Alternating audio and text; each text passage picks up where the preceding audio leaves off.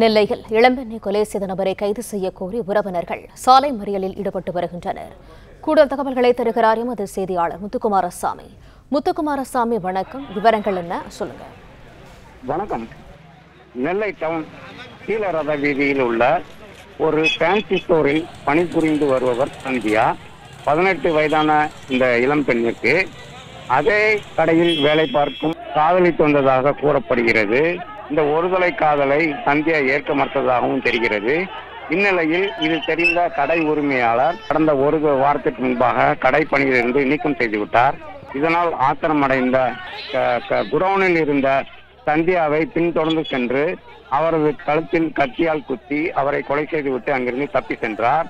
தகவல் அறிந்து வந்த காவல்துறையினர் அவரது உடலை பிரேத பரிசோதனைக்காக பாளையங்கோட்டை அரசு மருத்துவமனைக்கு அனுப்பி வைத்தனர். இந்நிலையில் கொலையாளியை உடனடியாக கைது செய்ய வேண்டும். கடை உரிமையாளருக்கு இந்த விவகாரம் தெரிந்து சரியான நடவடிக்கை எடுக்கவில்லை என்று கூறி உறவினர்கள் சாலை மறியல் போராட்டத்தில் ஈடுபட்டாங்க.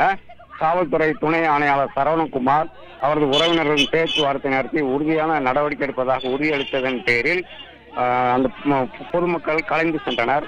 இதனால் சுமார் 1 மணி நேரத்துக்கு மேலாக அந்த பகுதியில் போக்குவரத்து பாதிக்கப்பட்டது.